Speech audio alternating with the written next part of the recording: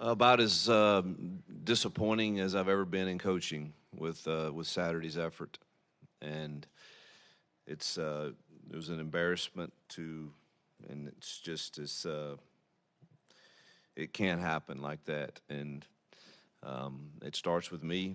I have to get our coaches and our players ready to play, and I obviously missed the mark tremendously, and it's frustrating and sickening to watch, and I certainly get. I mean, Jared Kill's crew did exactly what they needed to do to win the game, and give them credit. And they're a really good football team, but we did not respond in any way, and that is very frustrating. And so I'm ticked off. I hope they're ticked off. I haven't seen them yet, but we've uh, we've got to learn from that for sure. But very disappointing. Um, One of the things I think is the greatest challenge we have probably now in these college football rooms, team rooms, staffings, is true connection. Just to where, man, I'm really playing for you, and I'm really playing for the school, and when we have that true connection and relationship, you can really hold each other accountable. And that's something I've got to work on for us to feel more connected.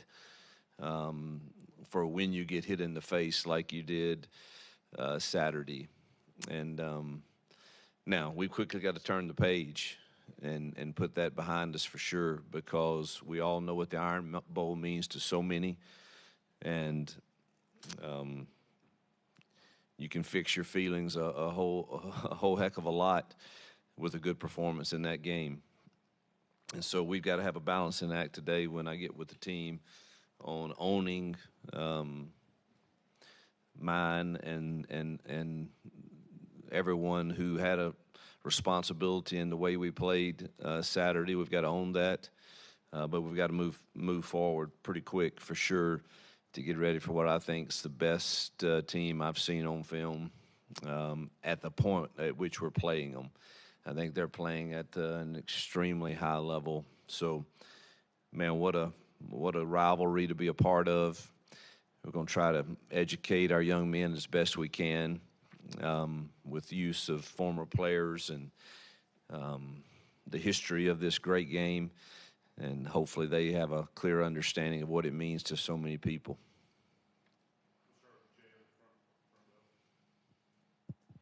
Yeah, Hugh, you know your team better than anybody. Is this team capable of coming back from an embarrassing loss like that and playing their best game, which is what it's going to take to beat Alabama? Yeah, I don't know yet. Sure hope so. Um, that's part of, you play this game or coach this game long enough, you're going to have some of those, and how you respond to it will determine a lot about you as a team and as a person. And I wish I had a better pulse for that, but I haven't seen them yet. And met with the Culture Council this morning. I like their response, but that's going to be a good test for all of us to see how we respond.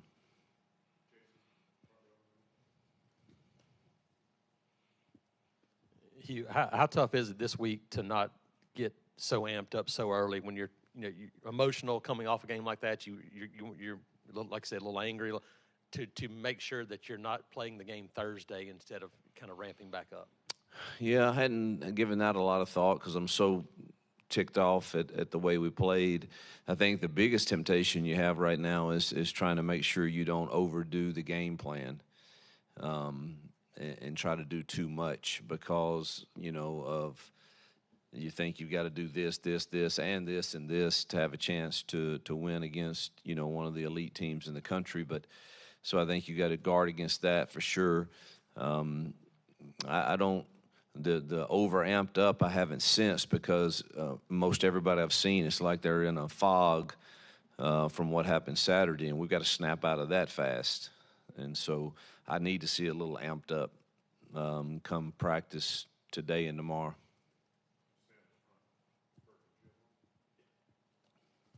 Hugh, you guys on the offensive line and on the defensive line too had played so well against Arkansas and then against New Mexico State. Looked like it just kind of reversed. What do you think was the biggest reason for that, especially on the front after coming off such a good dominant performance in the trenches last week? Yeah, lesson in humility, for sure. But I will say, offensively, I think we could have run the ball. We never had we never had the chance, truthfully, and that's not an excuse. We had 42 true offensive plays, and and as the game went on, it was obvious that they were controlling the clock very well, and you've got to press a little bit. And whenever we did get on schedule, we shot ourselves in the foot with a penalty. And so I'm not sure how effective we could have been running the ball or not, truthfully. And it was just that type of game. But the most discouraging thing is our inability to get off the field and to stop their explosive plays defensively. And so it was, but as good as we were, offensive line, defensive line, special teams at Arkansas, we were equally as bad in all three Saturday. So this week you talked about kind of turning the page, getting out of that fog with Alabama this week, Thanksgiving's this week too. With all these things going on, all kind of in a 1 week span, how do you try to or even attempt to stay focused on any one thing at this point? Well, my lesson that I'm teaching today is about focus, and we'll see if they respond. They get a choice.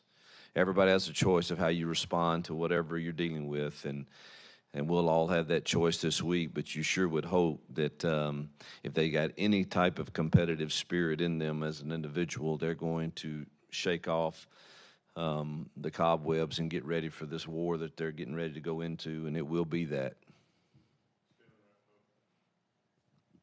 Hey, you mentioned after the game about thinking that practices didn't go well. You mentioned Wednesday and Thursday weren't great. Is that something you noticed in real time? And what was kind of your feeling maybe on Saturday morning? Were you thinking about that? Yeah, I was nervous, anxious about how we would handle the success of 3 straight and becoming bowl eligible and check that box, and now you got Alabama next. And sometimes I can talk myself into believing things, and so you have to kind of balance that.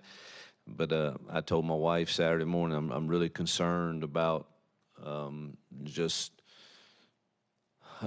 we really ready to understand you have to earn the right to win a game? And so I was concerned, and but it's my job to have them ready, and it's our coaches' jobs. And we as a staff this morning had a lot of heart-to-hearts, and obviously we failed in getting that message across to our young men. Talk about the task of defending Jalen Milroe, who is so dangerous with his legs as well as with his arm.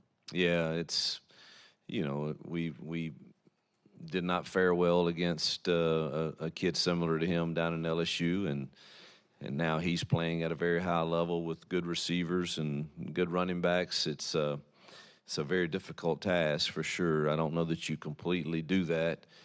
You got to hope that you do limit those explosive plays somewhat, but stopping him is no one's really done that. So we've got to mix up the coverages, mix up the plan, figure out if we can get pressure to him or not.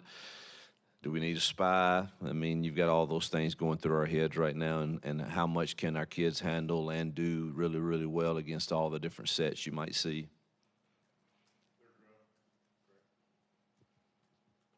Coach, switching gears just a little bit, this is the 10-year anniversary of the Kick Six. I'm just curious if you remember where you were at for that and what you remember about that game.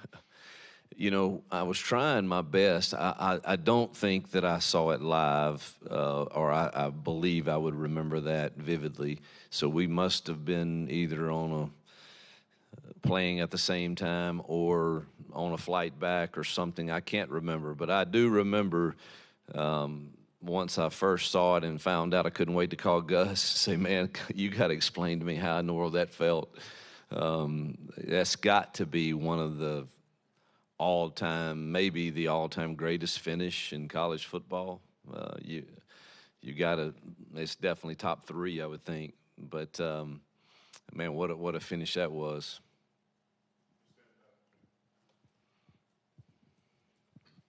Hugh, what do you say to the Auburn fans and the Auburn faithful that were there Saturday, coming off a loss with the Iron Bowl, being back at home, with it being Thanksgiving week, students gone from classes? I mean, what do you say to get them back here Saturday for what could be a really good game?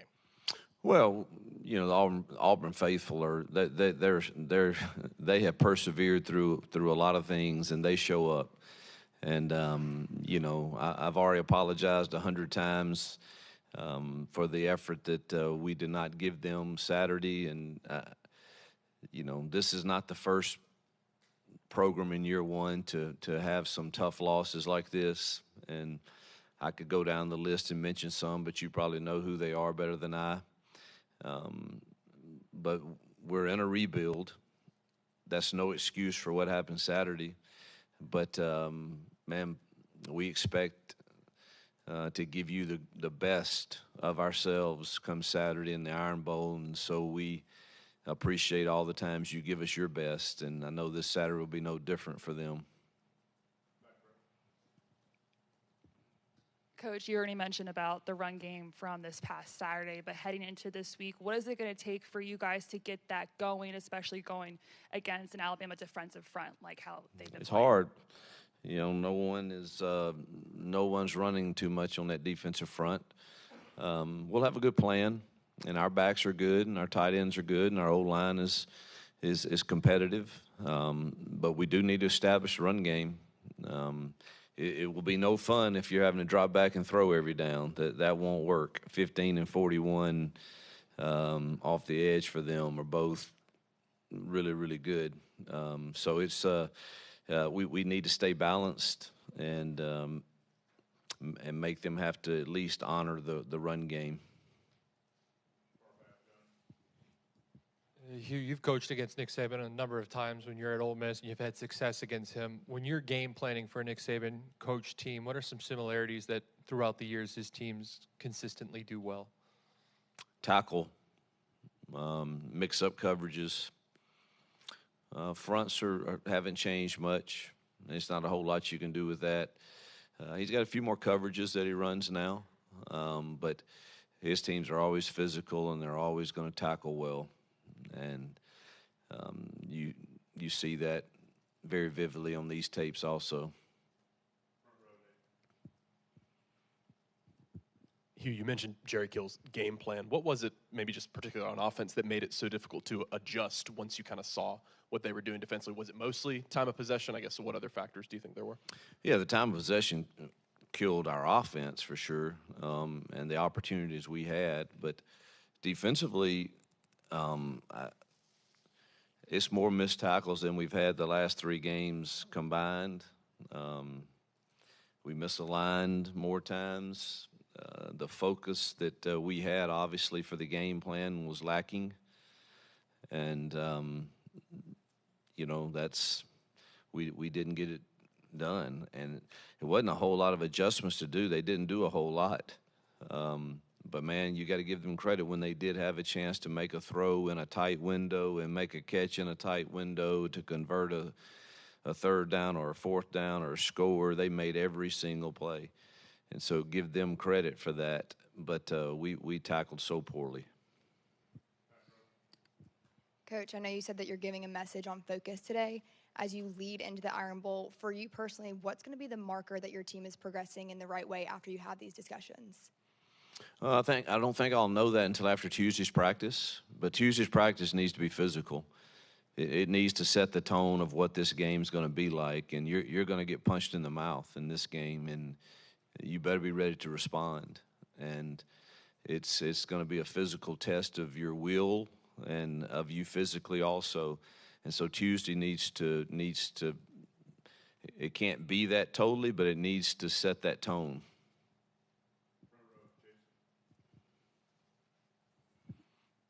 I think 6 out of 7 possessions offensively faced a 3rd and 10 or longer. Yep. Staying on schedule has been a focus all year. Is that ultra important come Saturday? No, yeah. That game will get really difficult if we're not in some 3rd and manageables. It was just a nightmare of everything we've done pretty well the last few weeks, winning first down, not having penalties, taking care of the ball. All of those things were pretty non-existent Saturday, and we're going to be very strategic about our first and second down calls to try to get us in those third and manageable. I mean, I don't know, I saw their stats on third down are pretty dang good. I can't remember what they were, but they're in the top 3 or 4 in third downs.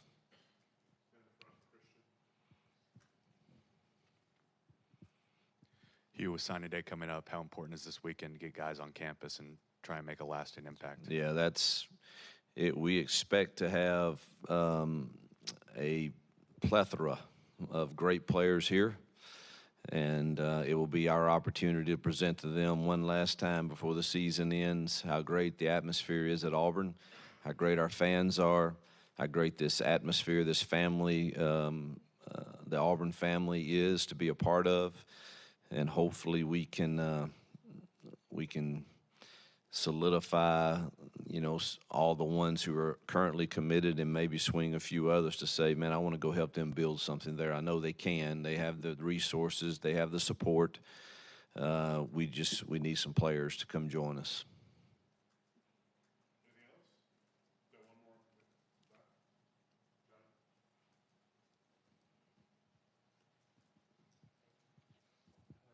Coach, we cover both Alabama and Auburn and Birmingham, and despite coming off the loss Saturday, Alabama double-digit point favorite. There's a good contingent of that fan base that's terrified to come here and play this game in that building. What does that say about this program, about this game, and about the atmosphere that this university is able to create? Well, I think it speaks to the history, the people that have gone before us, fans and coaches and players who understood what this rivalry meant to so many, and they were willing to lay it on the line, and in particularly doing it here in Jordan-Hare, where our fans have been incredible, and I think they'll even be at another level come Saturday. And I think it just speaks to the love and passion that our people have for our program, and particularly when you're playing in this game. All right, Coach. Yep, thank you. Thank y'all.